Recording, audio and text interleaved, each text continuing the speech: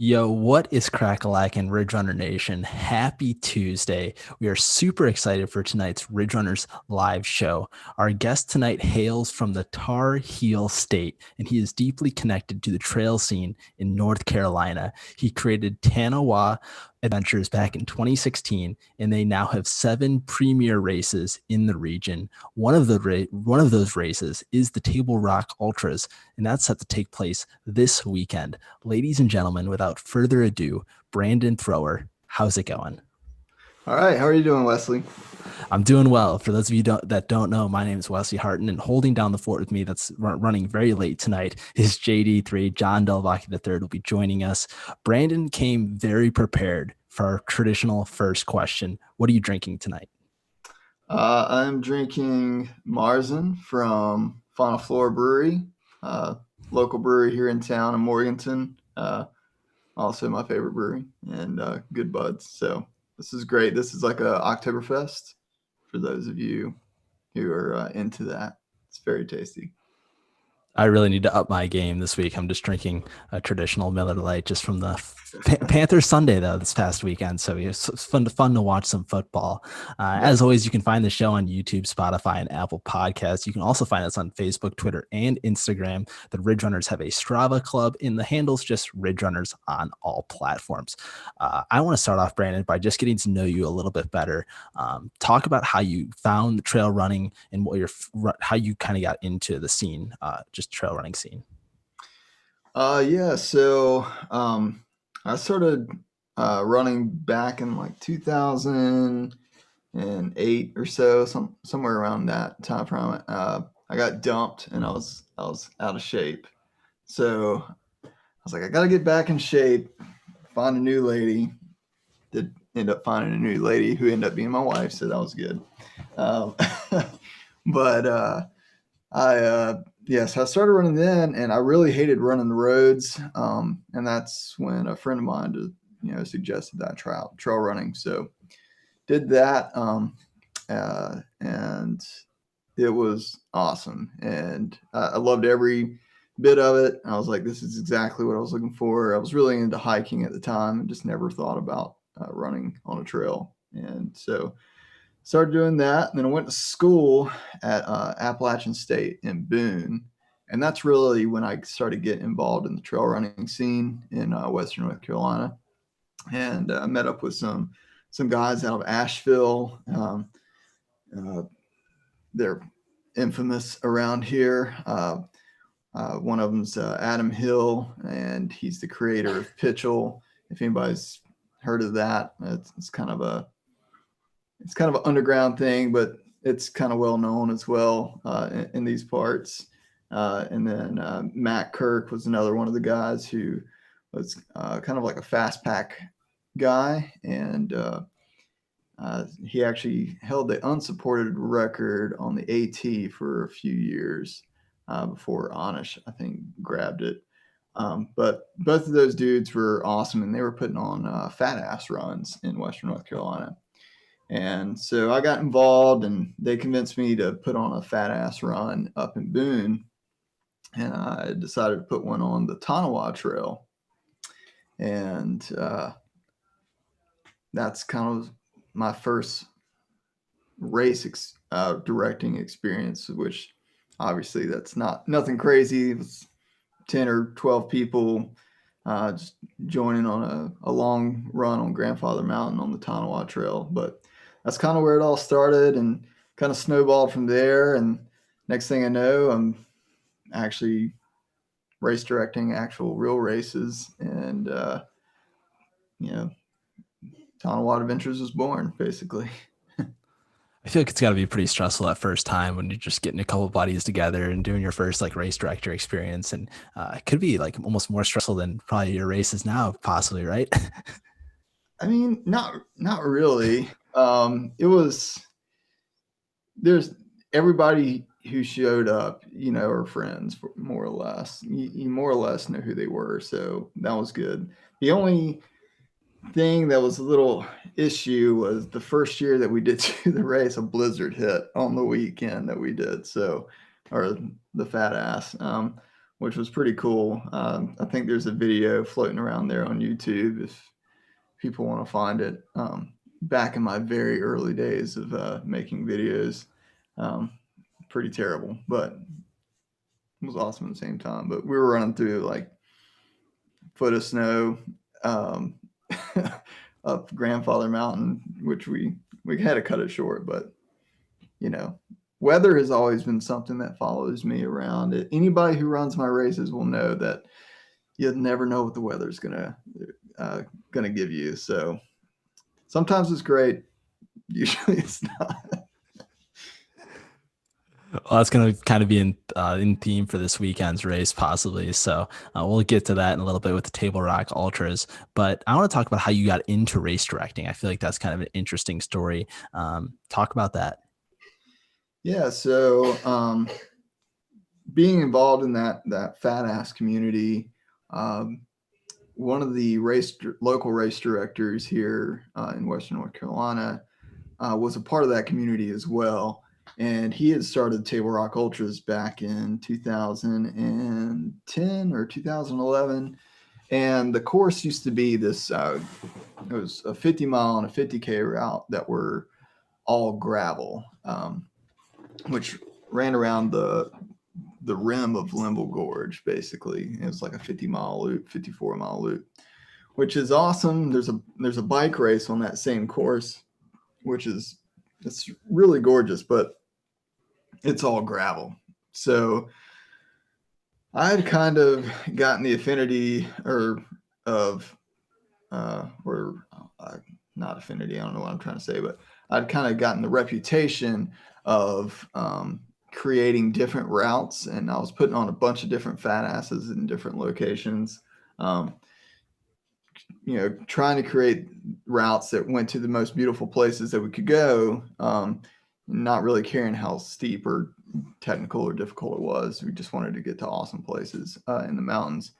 So he asked me to design him a course that still would go to Table Rock, that would utilize more trail. So I designed a course for him back in 2013.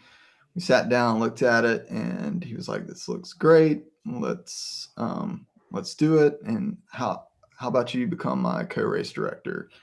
And I thought about it, and I was like, "Okay, yeah, why not? I did all this work creating this route, so might as well, be a part of it in that way." So I jumped in and started race directing in 2014 for Table Rock as a co-race director with Mark Rosson, who is the race director who's still involved now, just in a limited form. So 2014 and 15 and 16 I was just co-race directing, and at the end of 2016, Mark said he wanted to get out of the race directing game and said, "Do you want to take over it?" And I was like, "Yeah, I don't want it to die." And right around that time, I was starting to put on another race in nearby called the South Mountains Marathons, which is 20 minutes from my home in Morganton, just like Table Rock, but on the opposite end. And I put on that race to really show people the South Mountains. It's just this awesome park. It's pretty much the closest mountains you can get to from Charlotte. So it really caters to that crowd as well. And so anyway, I'd started doing that, and I went and did that on my own. So he was like, "Well, just take it over." And so I had South Mountains and Table Rock under my belt at that point. And then I was like, "Well, there's this other awesome state park right in my backyard. I'll do a race there." And that became the Fauna Flora 50K and half marathon. So I put that one on. And then I'd created a pretty good relationship with the state parks by putting on these two races, and with the Forest Service by putting this other race on. So on a whim, I was like, well, let's put a race on Grandfather Mountain, the actual namesake of Tanawha Adventures. So I reached out to them, and they were like, "Yeah, let's do it." So put on Grandfather. So those were the first four. And then We added Seven Sisters and Looking Glass in 2018. And we've been involved with Hellbender 100 since its inception. I'm not the race director. I don't own that race, but we are heavily involved with that race. I did create the course for the race, and then kind of been in a consultant / supportive role since then, because that's a lot of work to put on that race. That's more than a one-man job for sure. Yeah, definitely. Especially that race is super difficult. I know a couple people in Ridge Runner Nation have run that race, and it's taken them a very long time. So I guess they have you to thank for that. Well, I when I create a course, I just wanted to go to the best places possible and have the best views, and I also want to try to limit as much as I can. I want to try to limit, um, out and backs, and I know some of my races do have some of that, but out of necessity. But I didn't want to put an out and back in a race just to get the distance, more or less. I really wanted, if it was an out and back, it was because it's going to go somewhere that's cool and that is worth going to. So, I try to make sure most of my courses have some type of loop in them, or they're going to these awesome places that are worth going to on your own without even having a race. I mean, that's the mystique of Table Rock. Table Rock's one of the most beautiful mountain peaks in North Carolina. It's unique. It's got 360-degree views from the summit. It's just special. So that's why we wanted to put a race on there, and we want to make sure that we took people through all the other areas around there that are cool down in the drainage of that mountain. And then with Grandfather, I mean, that's the most iconic mountain in the Blue Ridge outside of maybe Mount Mitchell. And so, we want to make sure we take people over the summit of that. So, that's really kind of the whole point of our races, is just to make sure we're taking people to beautiful places. And also through that, we're also able to give back. We've been working really closely with the state parks and local conservancies and trail organizations to make sure we support the places that we go. So all of our races give a portion of our proceeds and profits to those nonprofits who work in those regions to help support the trails, maintain the trails, buy new land to expand the recreational opportunities in the area. And so we're glad to be a part of that. And this is a way that we're able to do it. So it's twofold. That's super awesome to hear, man. Do you guys care about like the vert stats or anything like that? Like when you put a course on, do you ever like look after you create the course, maybe, okay, I want to climb to this peak or whatnot? Do you ever be like, okay, well, I'd really love it to have another, say, 1,000-foot climb in it or whatnot? Or does it just kind of come naturally to you guys? Not really. Like I care about the vert, but not for the sake of vert. So I could have made Grandfather, way harder than it actually is, even though it's already ridiculously hard, by adding, an extra out and back up to a summit, and making it a longer race. With Hellbender, I wanted to definitely get the vert when I was designing that course. My whole purpose when I was designing Hellbender was to make it the hard rock of the East. That was my goal. So for those people who are watching, you don't agree with Hellbender being the hard rock of the East, that's fine. I'm not saying that it is. I think it is very difficult, but what's great about hard rock is, besides the gain, is, if you've ever been out there, is that course is absolutely stunning. It's the most beautiful place in the world, I think. I love the San Juans, and the course is a loop. There's no pointless out and backs just to get vert. It's just like, we're going to do this loop, and the byproduct of that loop is 30,000 plus feet of gain. So when we came up with with Hellbender, I wanted to try to get close to 30,000 feet of gain, but without making the course just do out and backs of the steepest thing that we possibly could. Because then it would become just like a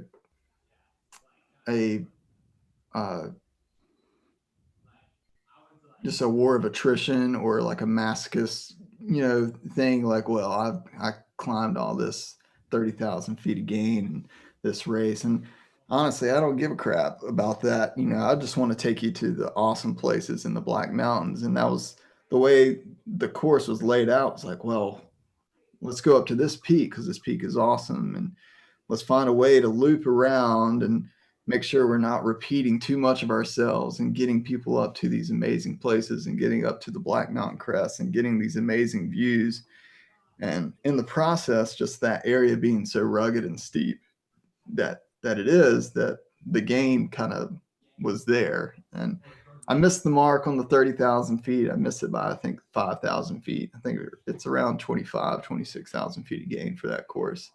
But it's still gnarly.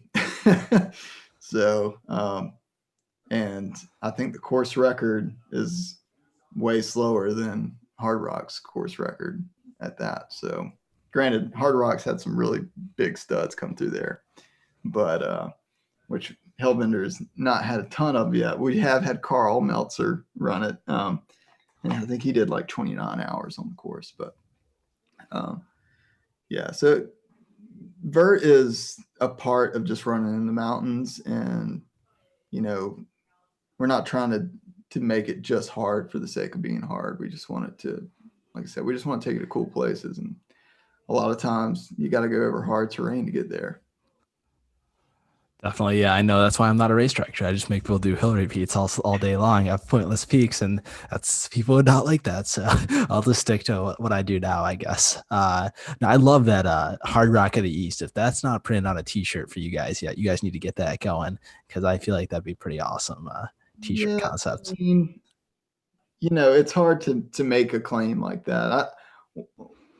Whatever I do as a race director, I don't want to be the overtly brash person and claim to be the best at everything. I just want to do the best at what I can do and create the best courses I think that I can make, and just share that with the community. And if people like it, they like it. And if they don't, they don't. But I'm pretty sure people are going to like it because I like it, and what I like, I think, is pretty good.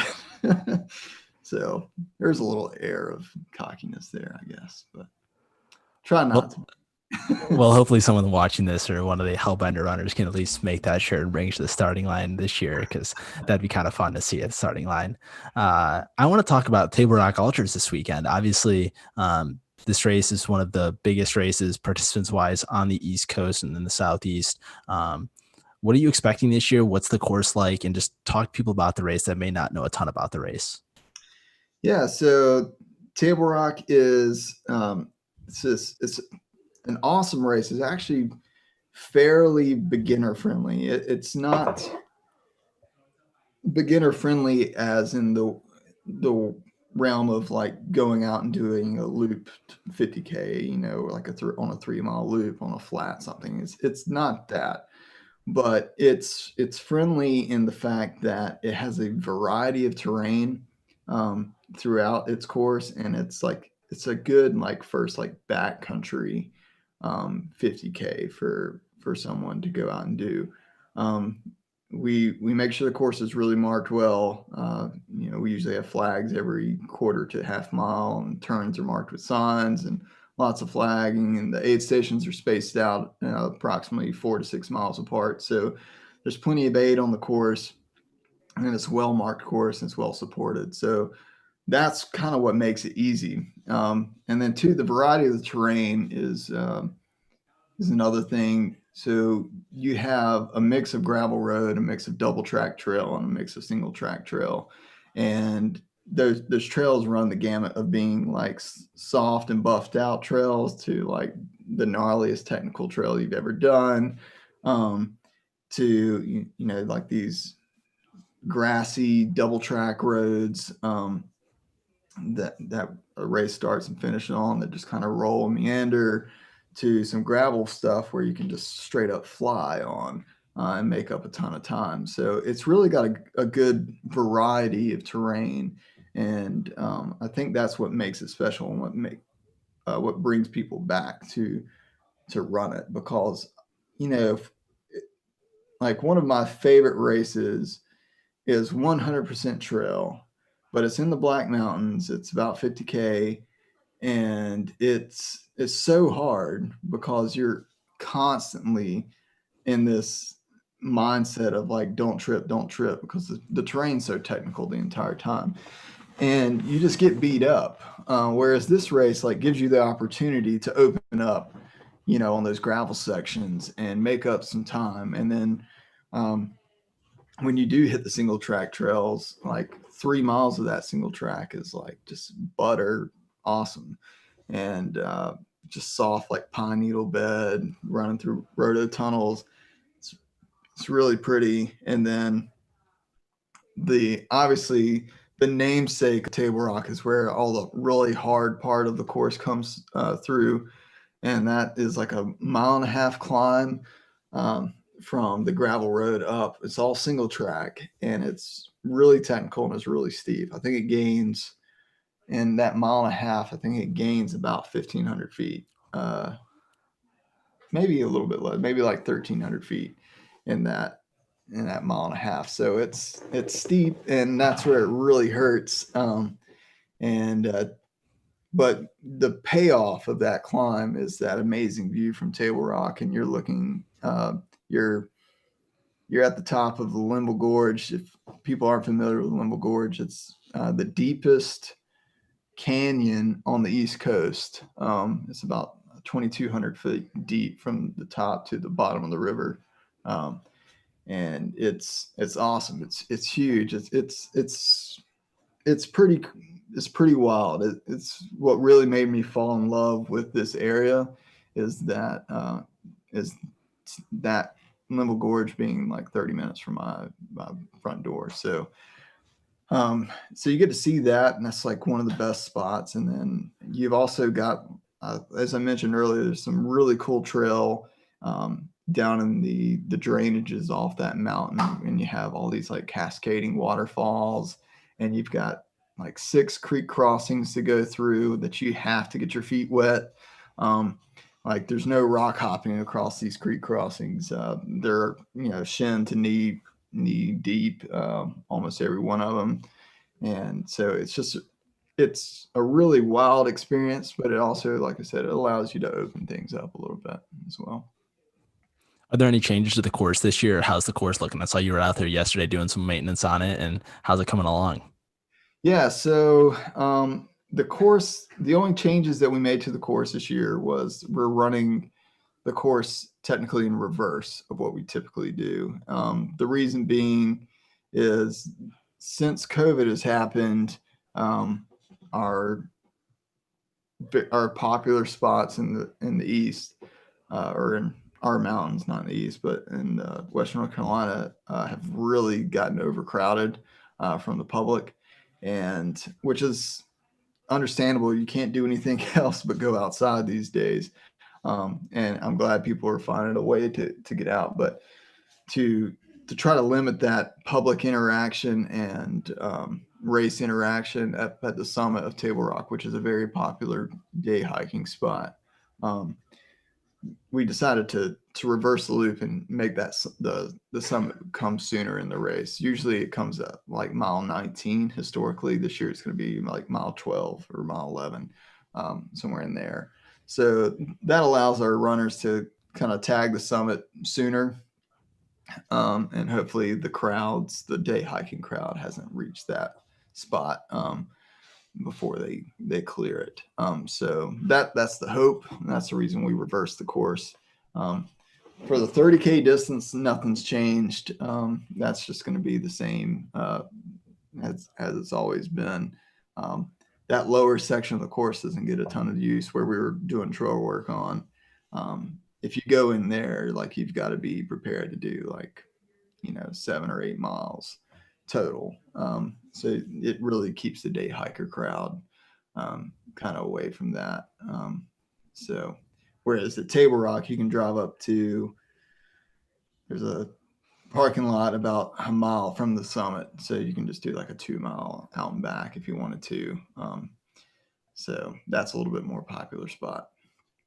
So, and then we're doing staggered start times as well to space everybody out and keep people under the state and CDC guidelines, which state 50 people or less for a gathering outside. So we're going to be starting about 20 to 25 people per wave.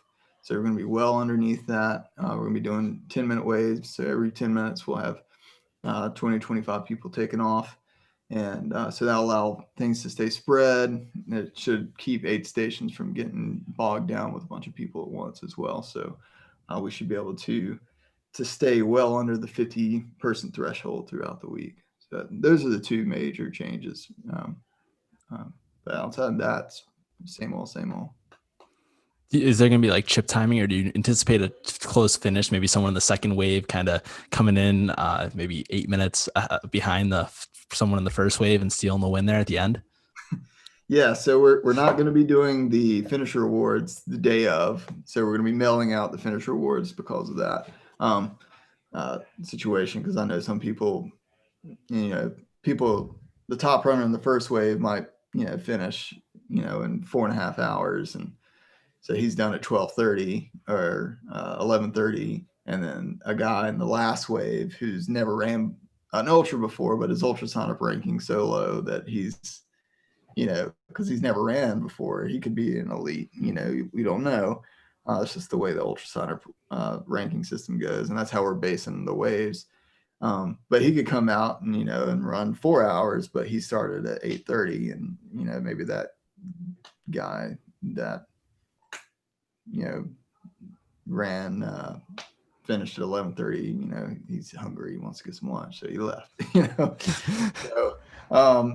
So yeah, so we're going to be mailing out the overall finisher award, not overall awards. Finisher awards you'll get as you cross, but so we'll be doing that, and we've got our system. We don't have like a chip time system, but we do have a system set up to ensure we're making note of what bib numbers are starting at what time, and so when they finish, we can adjust that at time when we upload results. And we're also allowing people to do that's the other thing that we're doing. I guess forgot to mention, but we are allowing people to do the race virtually on their own within a month of the race ending. And by virtually, we don't mean you can go run out your street for 50K. You actually have to come to the course and run the course on your own and then submit your time. So we're also allowing that as well in case anybody who signed up and doesn't feel comfortable being around even smaller crowds. That still allows them to participate in the event, get the swag, and go out and have a good day in the mountains. Yeah, I kind of love that aspect of it. I mean, you kind of get to go out there, maybe experience it by yourself, and really not have to. I mean, if cannot just go run a 50K out your front door and super flat, and really not the Table Rock experience that you would get. So I kind of like keeping with that spirit of the race that you guys kind of developed down there. So that's awesome to hear. Do you think the times will be faster this year based on the big climb coming earlier in the race, or do you think they'll actually slow people down because they'll be tired later? I've been thinking about that myself because of the climb coming so soon, or the big climb coming so soon. It's going to be interesting to see. Plus, the temps this weekend are supposed to be like the coolest temperatures we've had in 4 or 5 years, which is awesome. I think that the high is supposed to be like 70. The past 3 years, the high has been like 88. So this is going to be great. So, I mean, I don't know. We could see a course record, time. I think our course record right now is like 4:18, which is unbelievably fast on that course. And the course has about 6,000 feet of gain, and the trails, are technical. Like I said, you can't open up on the gravel sections and double track sections, but So we'll see. I mean, I wouldn't be surprised to see the course run faster this weekend with the combination of the reverse direction and the weather. I think the weather might be the bigger issue than even the course direction being changed. Yeah, But it the looks like sure. Yeah, it looks like Derek Gibson ran that 4:18 last year at the race, so probably the course record there. But yeah, I'm just gaining tips for myself. I'm just trying to see, poking and prod, and maybe just get all the information I can to see if I can make a business decision this weekend to see if I make my way down there. Yeah, well, I mean, so in the past, like the top of Table Rock was like mile 19, and basically the course just kind of gradually climbed to that point until that last, like, obviously 1,500 feet. But most of the gain was all in that first, like, 16 miles to that point. And then after you hit the summit, I think, from the summit back to the finish, which is 12 miles, there might have been 1,200 feet of gain in those last 10 miles. So you could really crank it. So now it's going to be interesting because most of all of the gain is going to be in the first 12 miles instead of the last. But I think there will be a little bit more gain in the last 18. It'll probably, because that gravel road does have a little ups and downs in it. So, it might be like 4,000 feet of gain in the first 12 and then 2,000 in the last 18. So yeah, it'll be interesting to see.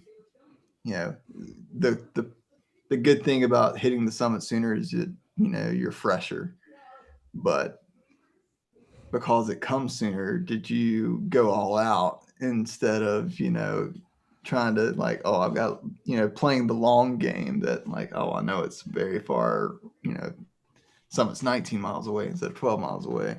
I better hold something back for the end, or you're just gonna be like, well, let's tag that summit as quickly as possible and then just rip it back. So I don't know. We'll see. We'll see. Yeah, no, that'll be super awesome. Obviously, the top of Table Rock is obviously like the most iconic point on the course. But what's one of the most underrated aspects of the course that maybe runners should really look forward to this weekend? um, for those who have ran it in the past, they will chuckle at this, but what they should really look forward to is that last half mile in the field. Um, but this year won't be as bad because usually that last half mile in the field was like I said, like 90 degrees. It's a big field, and that's really not the secret spot. I think people who have ran it before will find that pretty funny. But probably the most underrated spot is the, uh, the section of Steel Creek Trail that runs up. And this is pretty much the 30K course. Um, uh, you run up, well, this year you'll be running down, but you're running down this beautiful creek drainage that has all these cascading waterfalls. And that's where all the creek crossings are too, or you have like, um, I think there's 6 creek crossings in the 50K coming down from that way. In the 30K, you get to hit them twice because it's outbound course. But the creek crossings are awesome. The waterfalls are stunning. It's just a very beautiful, like, mini gorge in there. And I think the creek drops from that section. The creek drops like maybe 1,500 feet in 3 miles, which is like, you know, that's a lot of water coming down, a lot of steepness. So it's just really pretty. There's some scrambly sections in there, some boulder hopping, and like one of the major creek crossings right there before you I think it's about mile 7. You just come off a gravel road and you have to cross the creek to get onto the Mountains to Sea Trail. And you have to cross basically right under a small waterfall, about 10-foot waterfall. So it's really cool that you're like, you're right there. And another great spot, or another reason that spot's so great, is that there's a huge swimming hole at the base of that waterfall that's probably about 6 or 7, or it's probably like 7 or 8 feet deep. So like in the past, when it was hot as hell, you know, people could just jump right into it and just swim across, you know. I mean, the water wasn't moving fast in there, but you know, it's just a big old pool, so it's just an easy way to cool off during the race. But might be a little bit chillier this year. Maybe people might not be taking the dip as much. Yeah, no, that's great to hear. It's especially like for me, like potentially gonna possibly hop in this thing last minute. I always need all the little tips and advantages I can get with this race. Uh, One thing I want to talk about is everyone that I've talked to says that your races are the best in North Carolina. Really strong reviews, and just people rave about your races. And you've been in the game for relatively not a long time. Obviously, you said you started Tanawha Adventures in 2016, but how is the trails scene in North Carolina changed in your time since taking as becoming a race director, and how do you think you've helped move that forward? Well, I think the scene was the trail running scene itself. The bed was already laid um, well before me, and there, you know, people were out doing adventures, um, doing, you know, things like Pitchell long before I came around.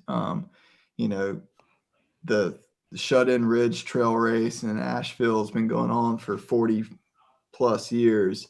Um, so the scene has been there, but it hadn't really expanded much in the racing scene until I came on board. And it feels like in the last 5 years, since, you know, we started expanding our race series, some more races have came into to North Carolina during that time as well. Some other race directors, uh, maybe not necessarily right in where my home base area, which like my home base is basically the foothills of the Blue Ridge Mountains. So pretty much anything from Boone down to Asheville is kind of where I work. So mostly in like the grandfather district of the Pisgah National Forest, outside of Looking Glass, which it does take place in Brevard. But there was, you know, no races in that area. And outside of Shut In and the Mount Mitchell 40, that was about the only race that those were like the only two races in Western North Carolina. I think Solly Frosty Foot had been around for a while, which is further west, close to Bryson City. But like really, those were like the three main races in Western North Carolina, and that was about it. And then, you know, so when we came in, we basically brought in, you know, 6, 7 new races in the past 5 years. I think that's really helped the scene grow. I can't take all the credit for that as well. Some other races that came along that are awesome in their own right in the region that have done done pretty well. But I think the scene in North Carolina as a whole has been really strong um, for a long time. You've got like the Uwharrie Mountain race down and like the Asheboro somewhere at Asheboro area, I guess, for people who know that. That's where I'm from. Um, that's been going on since the early 90s. And obviously, Umstead and Raleigh has been, the Umstead 100 has been going on for a long time.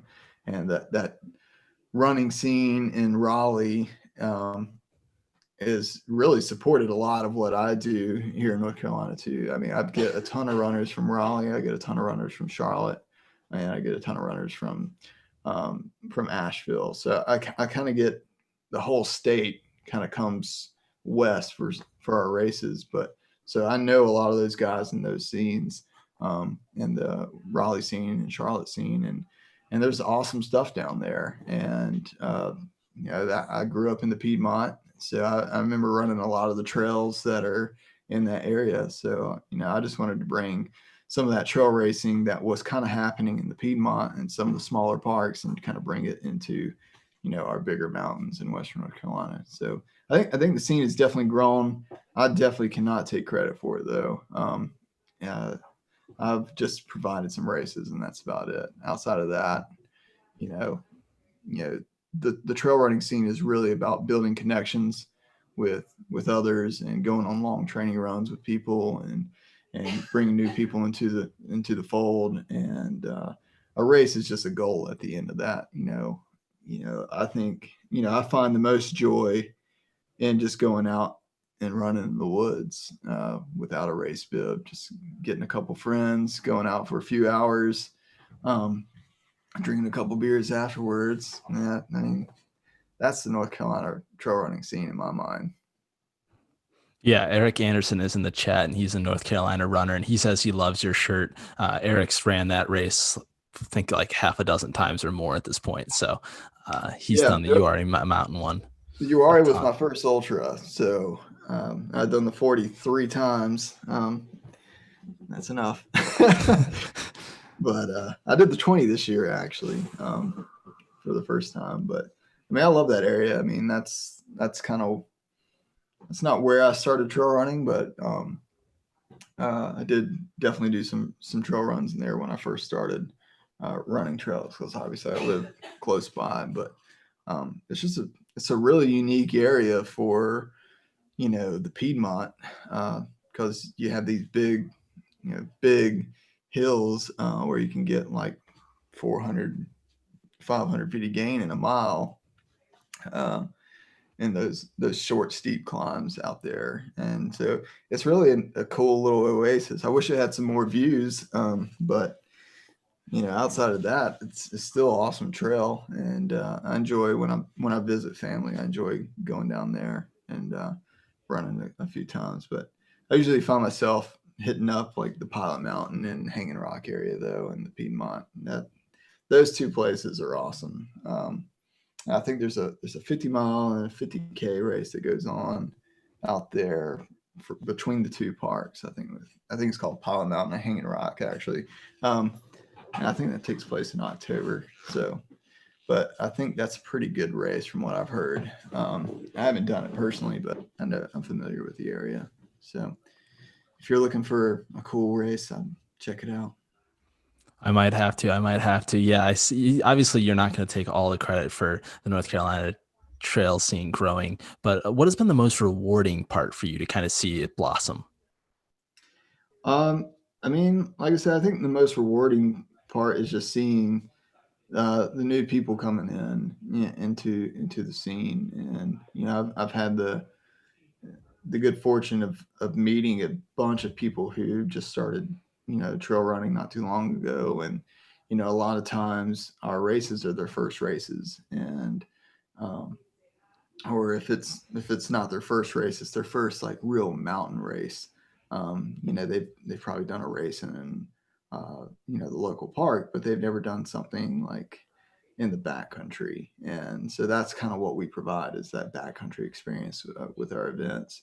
And so I think seeing those people come in and being like, "That was awesome," and I can't believe like there's trails like this, and that gets them jazzed, and then they tell their friends, and their friends start joining them, and then they end up creating this this crew of people um, that are all kind of running together, and they kind of create their own little micro communities in their communities, and it's just awesome to see. I mean, like I said, I've got friends all over the state um, who you know were running maybe 5K 10Ks a few years ago, and now they've run a 100-mile race, um, and they've got this like I said, this tight knit group, and I keep bringing people. What's great about the trail running scene is like people, everybody's welcome.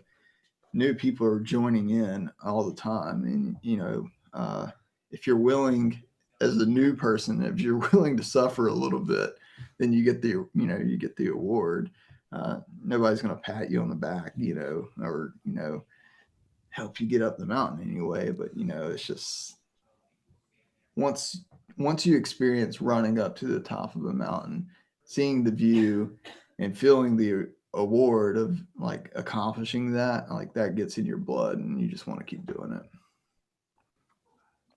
So That's awesome to hear, man. Especially like Tanawha Adventures has a super strong knit community themselves with volunteers, with people that kind of help you out behind the scenes. Talk about those people and kind of like how they help you make the races as successful as they are. Oh yeah, yeah. I've got a great crew of folks who help me out. I guess I'll call some of these people out. I've got Greg Little. He helps me race direct the Fauna Flora race. He kind of co-RDs with me. That's what I usually do for every race. I usually try to grab a friend who I really enjoy running with and who I know wants to see the race be as successful as I do. And what's funny is like I asked them to co-race direct for these events, but they end up volunteering for every event, which is just fine. But yeah, Greg Little, he's helping out with Table Rock this year. He helps out with Fauna Flora every year. My main volunteer extraordinaire, aid station captain of the year every year, Craig Marshall. He's He's a Charlotte guy. He's actually used to be the president of Rock Hill Striders, which is a running group down in Rock Hill. He puts on a few races, but he's been volunteering for all of our races for years. And so he's awesome. Good buddy Josh Folan, he lives in town. He's always willing to help. He's helped out almost every event we've done in the past 3 years. Jody Gibson, who helps me put on South Mountains, and him and me decided to put on South Mountains together back in 2016. That's kind of when Tanawha kind of began. So he's been there since the beginning. And then Johnny Zarbach, the little protege. I actually used to be his teacher at one point, so it's kind of funny to see him, teaching him in high school, and now he's an adult, and but he's been helping out with our races for a while. He usually co-RDs Grand Further with me, and then of course Mark Rosson, who kind of started everything. He's been helping with Table Rock every year, even when he decided to not be the RD anymore. He's been one of the big volunteers for that race. So yeah, I mean those guys are awesome. I feel like I'm missing someone. I think I wrote down. No, I didn't miss anyone. So yeah, those guys are awesome. They're they're pretty much there every week. I'm missing 2 of them this week due to work reasons, or this weekend, but I know they'll be back. Yeah, it sounds like a very special team that you kind of assembled there. I want to talk about some of your other races just real quick before we hit the rapid questions. I want to talk about the Looking Glass 50. This race is a couple ones that a couple people have done, and I've just heard it's really hard. And just talk about that race real quick for us. Yeah, I guess I'll make the official announcement. It is not happening this year, unfortunately, just due to COVID and everything. Which is a bummer, but it will be back for 2021. So don't worry, it's coming back. But yeah, so that area in Pisgah, around Brevard, which is very surprising. There's never been a trail running race in that area. There's been mountain bike races in that area. There's like 4 or 5 mountain bike races in there every year for years.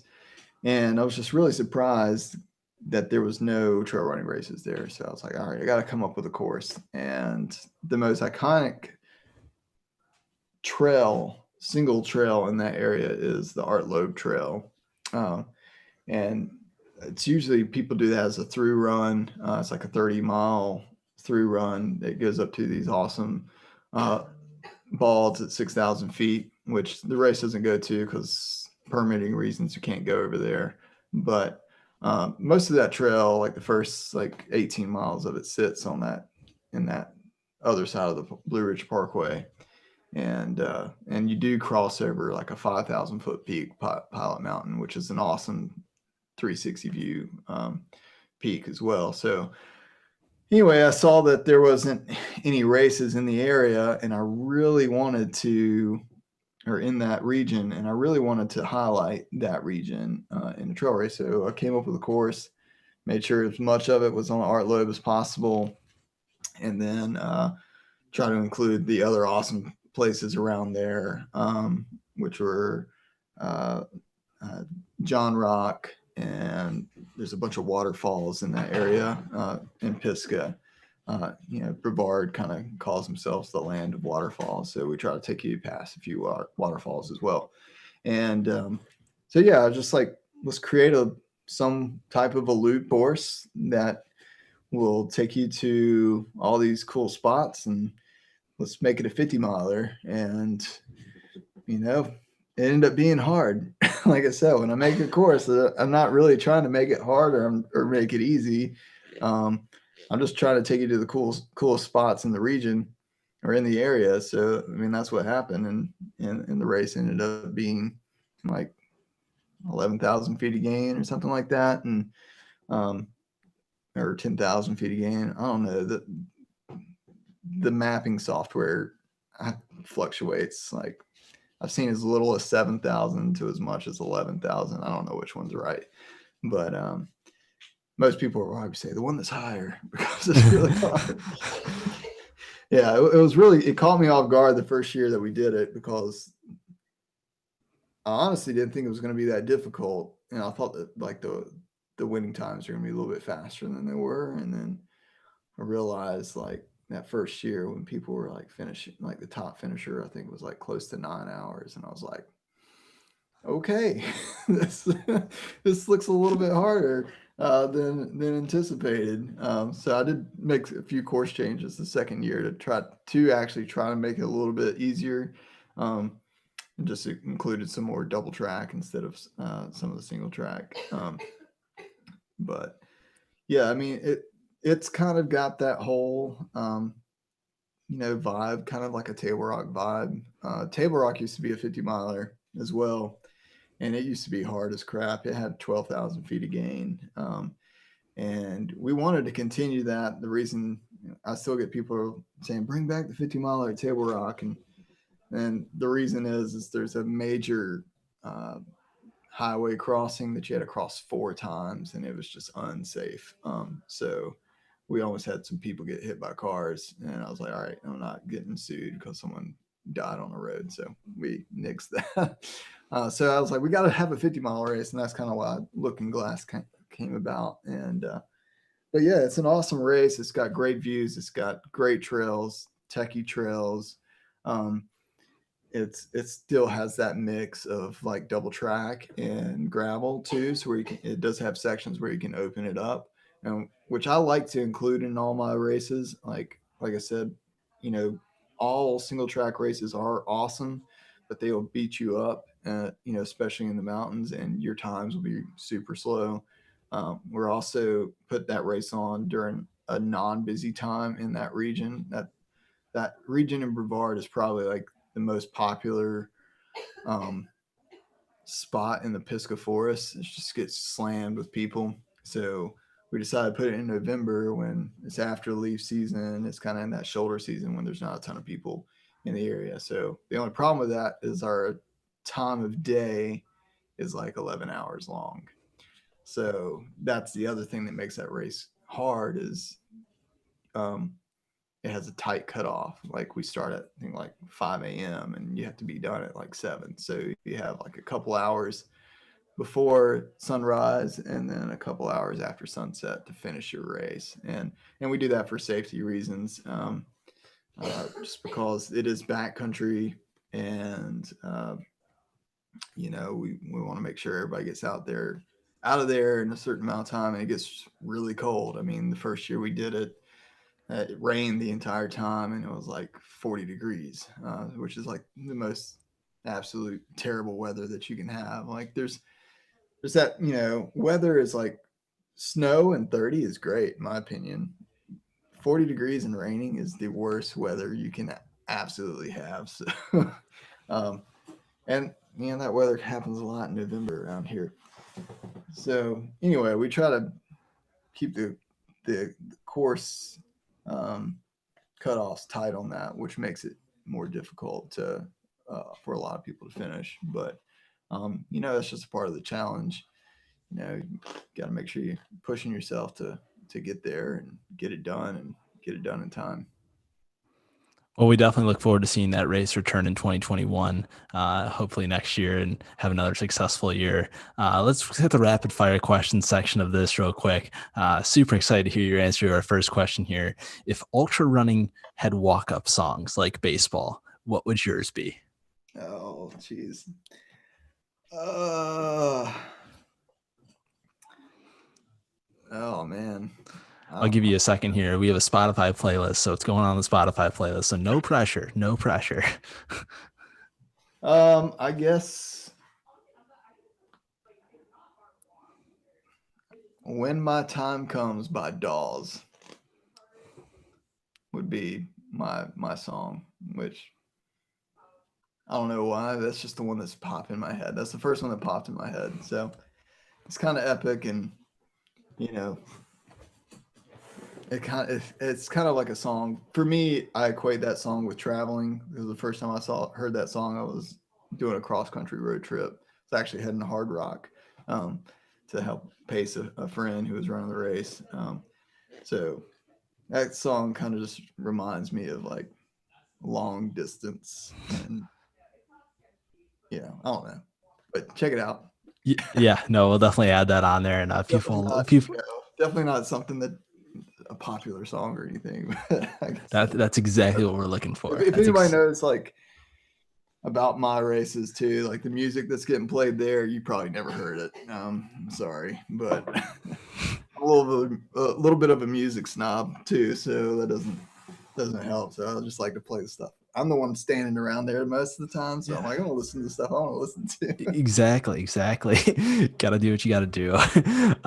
A two-part question here. What is your dream race? And then what is one race that you think, if you had to pick one race for people to maybe try that have never run a North Carolina race, one of yours, which one would you pick for them?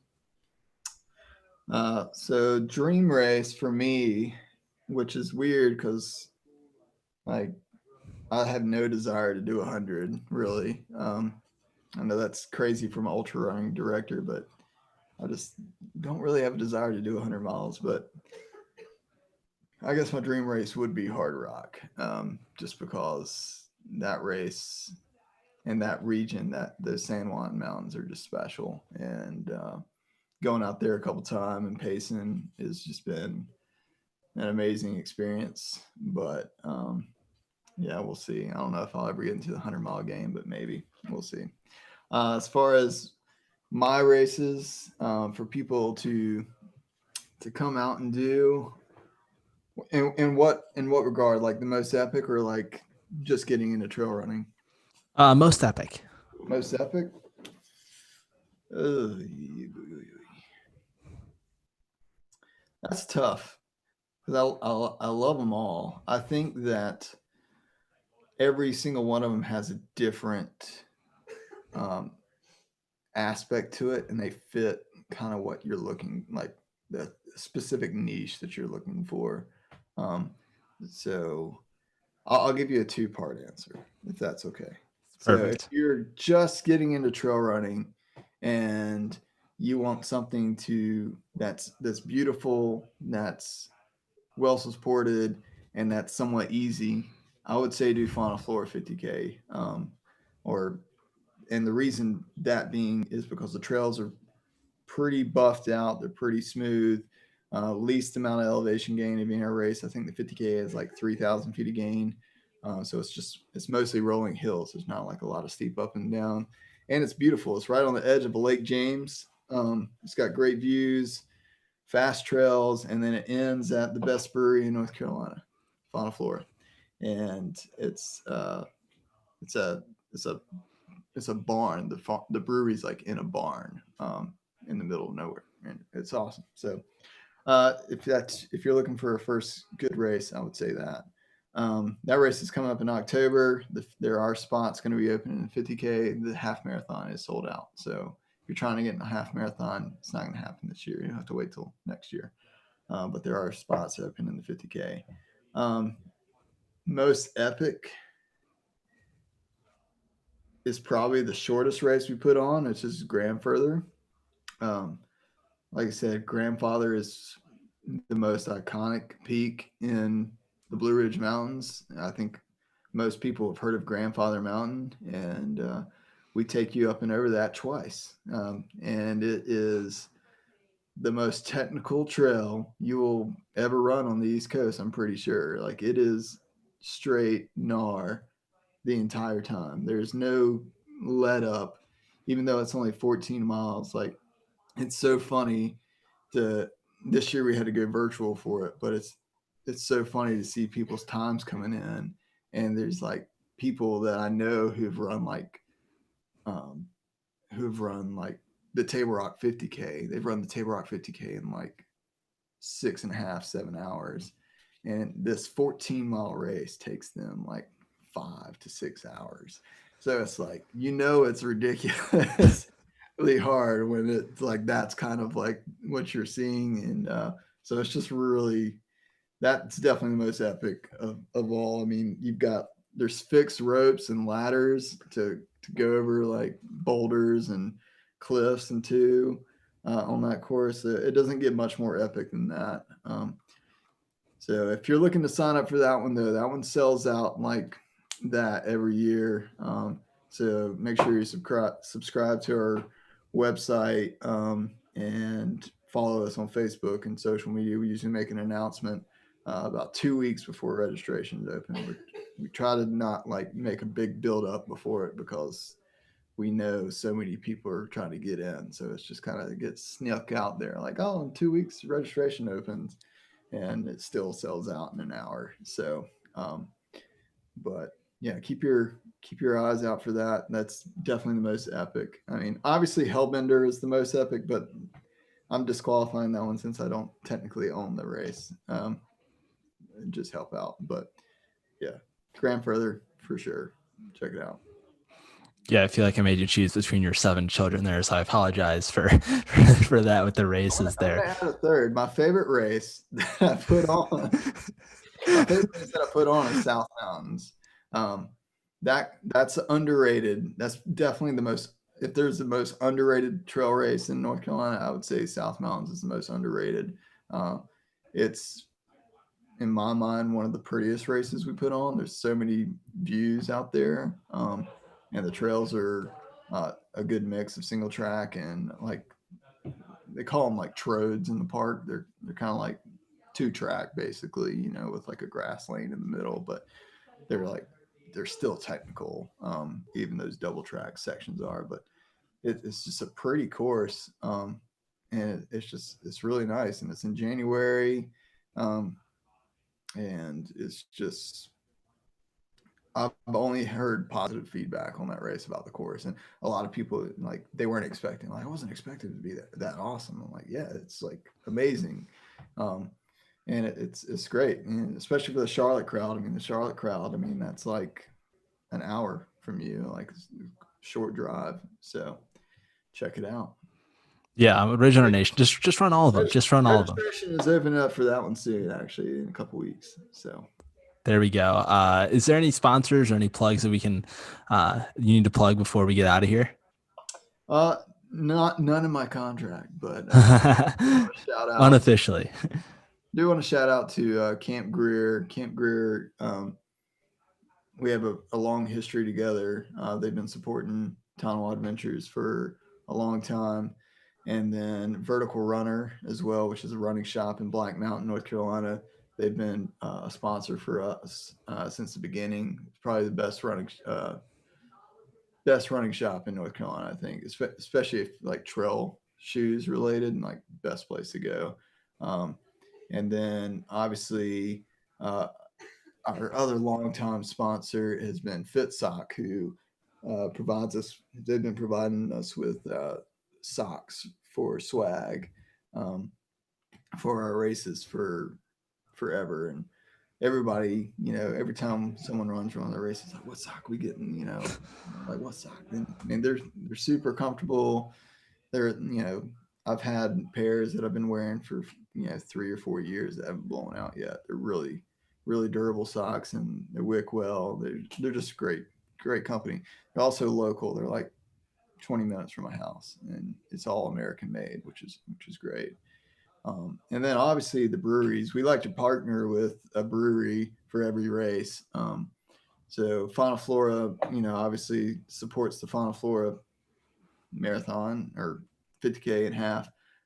They also support the South Mountains race. Catawba Brewing has supported Table Rock in the past.